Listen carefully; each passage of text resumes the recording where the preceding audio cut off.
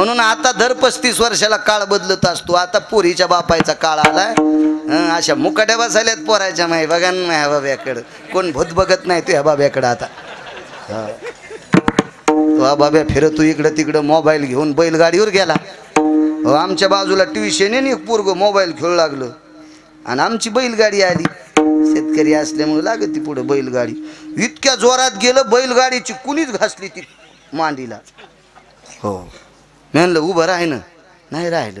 तसाच हात दाबला आणि दवाखान्यात गेलो 2-4 टाके. नंतर गुरुजीला म्हणलं, त्याच्या बापाला फोन लावला आमच्याच बैलगाडीने. ते म्हणलं जाऊ देवा महाराज, पोट्ट नालायकाचे मोबाईलने येडच झाले. कसं लग्न होईन या सुंबळ्याचं? याला दिवसा बैलगाडीचा आग दिसन. हा हा तर ती एवढी सांभाळणं इतकं सोपं आहे वय ते. वा वा वा वा वा. ज्याचे लग्न राहिले त्याने हिशाबात राहा जरा. ए माधव, दुकान चली जायले नो कीर्तन ऐक जाऊ. नाहीतर लय आगावपणा केला ना तर गुरुवारी रामदेव बाबाच्या आश्रमात पेस्ट ऐकायला. आमचे महाराज लय मोठे व्यापारी आहेत, जागतिक लेवलचे व्यापारी आहेत. हो संन्याशाने एवढा व्यापार टाकला, तुम्ही बी टाकी जा ना. पडा बायका देतील लोक. पोरीच्या बापाच पाय धरले म्हणले ध्यान पोरग, त्याला का माहिती देऊ म्हणून तुला देत नाही म्हणले.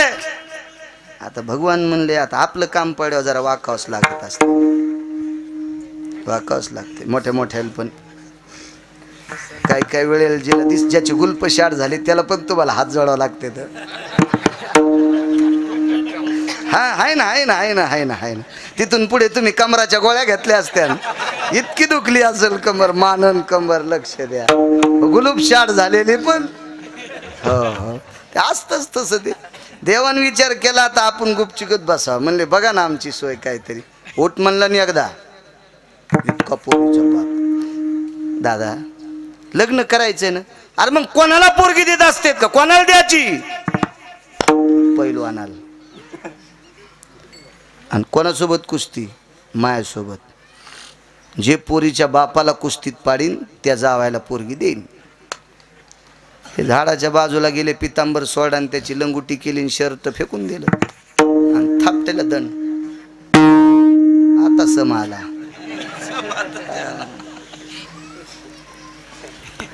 आता देव काय महाराज भैयासाहेब असा चिमुकला देव, काय सौंदर्य, काय रूप असल.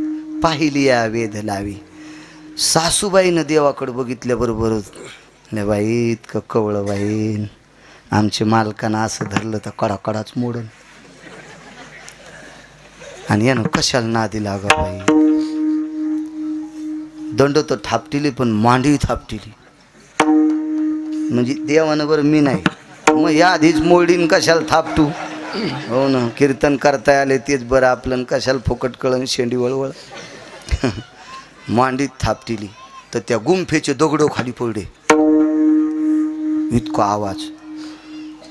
सासूबाई म्हणल्या माय दिसायला तर इतकंसं पिचुरं दिसतंय आणि मांडी थापटिली दगडं पडली बाई.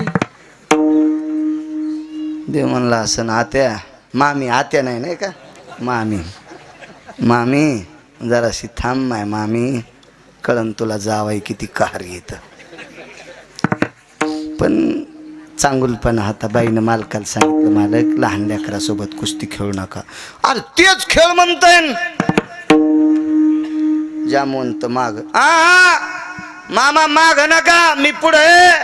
पाय किती रगिले म्हणजे बघ. आणि मग काय कुस्ती सुरू झाली.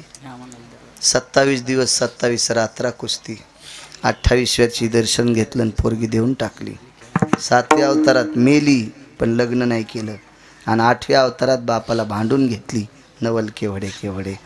काय जीवन आहे महाराज मागचा अवतार. किती किती किती मोठं नाविन्य, किती अवस्था मोठी. 7व्या अवतारातल्या नवलाच्या गोष्टी महाराज जशाला तशी. गोपाळ खाली ब्रह्मदेव वरीच बसलं टिमक्या वाजीत. 27 गोपाळ वरी, 268 वासरं वरी. गोपाळ वासरं खालीच होते हे वरीच बसलं घेऊन. वत्स हे चोरोनिया सत्य लोकांस. गोपाळ गाई वत्स दोन्ही ठाई रक्षिली सुखाचा प्रेम सिंधू अनाथा अशी माऊली जय देवा कृष्णनाथा राई रुक्मिणी कांता आरती ओवाळी ते तुम्हा लक्ष्मी कांता. प्रत्येक नवलाच्या गोष्टी आहेत महाराज, नवलाच्या गोष्टी. 8व्या अवतारात खूपशी कामं करावीशी वाटली पण करता येत नव्हती 7व्या अवतारात, आणि 8व्या अवतारात जी अशक्य सुद्धा शक्य करून दाखिली हे नवलाची कामं केली. विठोबार खुमाई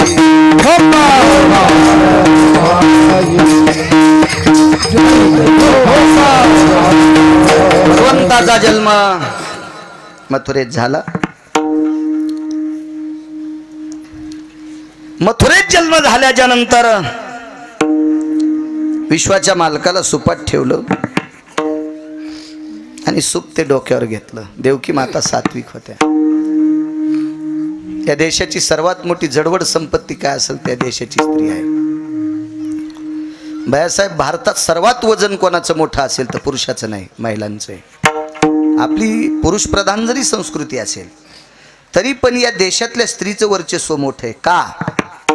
कारण या देशातले सात्विक लोक जेवढे जन्माला आले तेवढे या देशातल्या स्त्रीच्या पोटी जन्माला आले.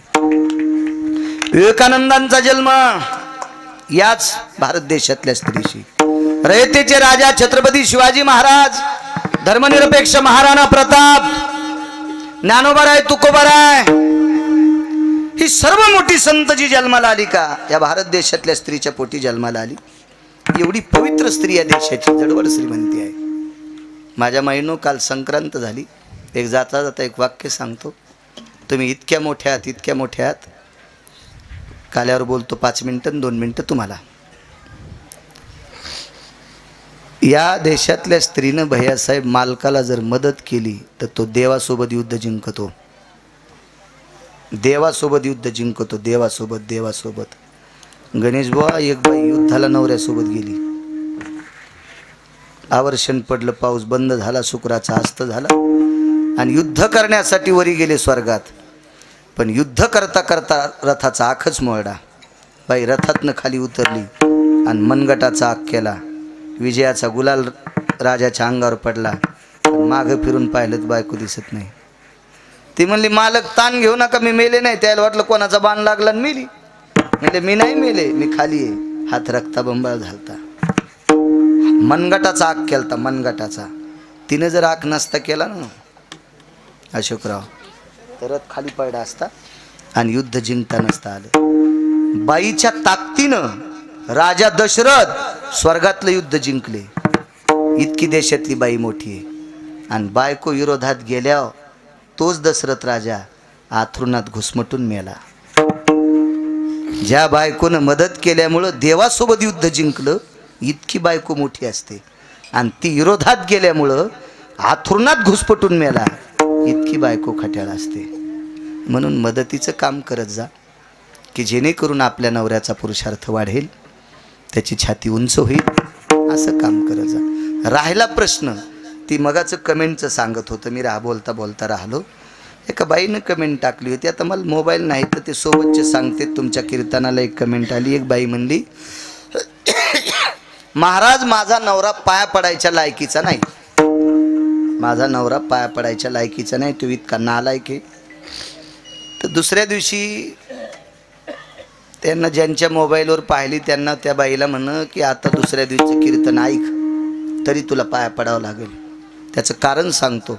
नवरा नालायक जरी असला तरी पाया पडा. याचा एक मुद्दा सांगतो तुम्हाला. नवऱ्यानं जर नालायकपणा केला आणि त्याचा नालायकपणा पाहून जर बायकोनं नालायकपणा केला भैयासाहेब, तर या दोघांपासून जन्माला आलेल्या चिमुकल्या वासरायनं कुठं जायचं? लेकरायचा काय दोष आहे? त्या जन्माला आलेल्या मुलीचा काय दोष आहे? दोघांनं जर नालायकपणा केला तर तुमच्या लेकरायचा उन्हाळा होईल, तुमच्या लेकरायचं रान होईल. सैरा वैरा रानातल्या पक्षासारखी तुमची वासरं कुठेतरी जातील. म्हणून नालायक नवऱ्याच्या पाया पडा. याचा अर्थ आहे तुम्ही लिंता घ्या.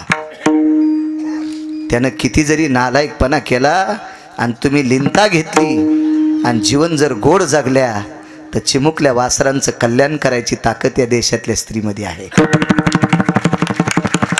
या भारत देशाचे हिरे म्हणून तुम्ही तुमची आपली लेकरं चमकताल आणि नवऱ्यानं बायकोनं दोघांना जरी नालायकपणा केला तर हे निष्पाप वासर या इंटरनेट जगातल्या वाहटोळीत हुरपाळून जातील. हुरपाळून जातील. तुम्ही यमापाशी काय जबाब देताल, वरी देवापाशी काय जबाब देताल. म्हणून एकानं जरी नालायकपणा केला तर एकानं लिंता घेत जा. माणसं ऐकण्याच्या पात्रतेत नसतेत. या देशाची स्त्री कवळ्यांतकरणाची असती. तुम्ही ऐकू शकतात माझं, म्हणून मी तुम्हाला पायाला हात लावून विनंती करतो. आपला संसार मोठा, आपली लेकरं जर मोठी करायची असतील तर कधी कधी नालायकाचं, ठीक आहे, मायबापाचं नाव करण्यासाठी तुम्ही जीवन जगता, त्याबद्दल दुमत नाही, पण आपल्या लेकरांसाठी कधी लहानपणा घेत जा. याच्याकरता म्हणतोय नवऱ्याच्या पाया पडा. मी काय फारसा परमार्थ म्हणून म्हणत नाही, फायद्यासाठी म्हणतोय. विठाला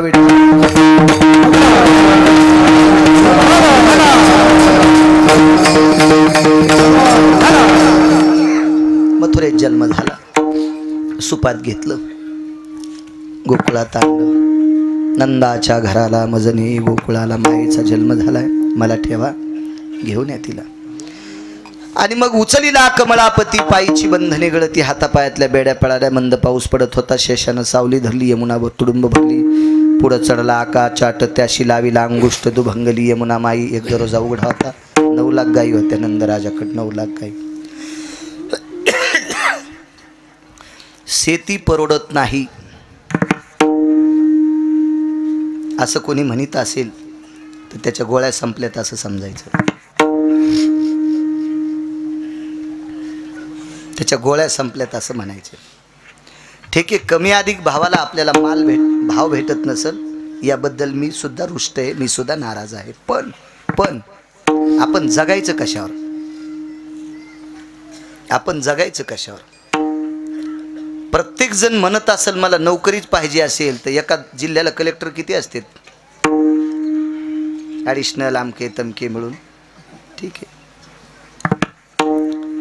प्रत्येकाला जर नोकरी व्हायची असेल तर सरकारमध्ये ताकद असते का? ती सरकार म्हणजे काय ब्रह्मदेव आहे का पांडुरंग आहे? सरकार म्हणजे का काशीतला मालक आहे का? त्याला तयार करता येतं का ऑफिस? नाही नाही नाही नाही. शेती जर परवडत नसेल तर इकणारा दाखवा ना. आहे का इकणारा? ऐका येड्या बाळूचं. ज्याच्या नावानं 7-12 असेल तो महाराष्ट्रातला राजा असेल. ज्याच्या नावानं 7-12 असेल तो महाराष्ट्रातला राजा असेल. राजा, तुम्हाला लागेल तितक्या जमिनीत गहू ज्वारी पेरा आणि परवडत नसेल तर पडीत ठेवा. आज 10 वर्षाला 1 कोटी रुपये एकर नाही इकल तुमच्या खेड्यातली. तरी मी कमी सांगितली. खोटं आहे का अशोकराव? मी ज्या प्रांतात जातो त्या प्रांतातले श्रीमंत लोक म्हणतात मराठवाड्यात जमीन भरपूर आहे, आम्हाला 10 एकर देता का? अरे जगू दिनं म्हणलं सुंबळ्या, आम्हाला खाऊ दिना आम्हाला. असं त्याला कशाला म्हणू? मनातली मनात म्हणतो खाऊ दिना. आम्ही काळ्या मातीतली माणसं आहेत, आम्हाला दुसरं काय? आपल्याला इथून पुढं कोण तारील तर फक्त शेती तारील. म्हणून तरुणांना विनंती करतो, तुम्ही शाळेत असाल तरी रविवारी शेतात जात जा.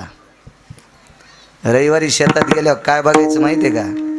बाप आणि माय अशा उन्हात काम करीत असताना माईच्या कपाळाचा घाम पाय आणि बापाच्या कपाळाचा घाम पाय.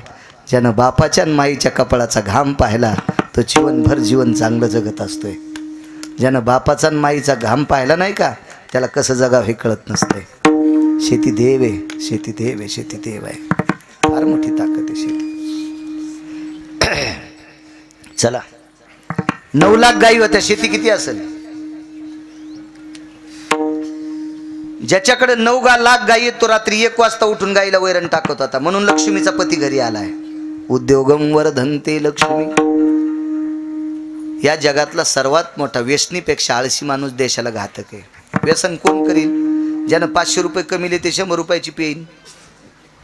ज्यानं 500 रुपये कमिले तो 100 रुपयाची पेन, ते व्यसन करीन. जो काहीच काम करीत नाही का त्याचं खसखशीचं पोत आहे. शिद्र पडणं कसखस हारपणं संगत जाते. आळशी माणसं व्यसनी माणसापेक्षा घातक असतात. कसकशीचं 30 किलोचं पोतं बैलगाडीत टाकलं परतूर मधून. ए सावळ्या बस हाय नाही तर महाराज. 30 किलोचं खसखशीचं पोतं बैलगाडीत परतूरून टाकलं. पैशावाला ए राम्या टाक पोत. रगील होतं जरस. लय लोकांची रगील की बोलण्यानंच मातीत गेली. काही माणसं वागायला चांगले पण बोलणं रगील कीच.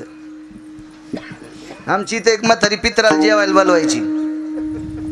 आम्ही जेवायला गेलो गावरान तूप वाढा. आम्ही तूप खाल्लं निघताना म्हणले असं तुमच्या बाप जन्मी भेटलो होतं का. मला दरुजातच उलटी आली मला तू.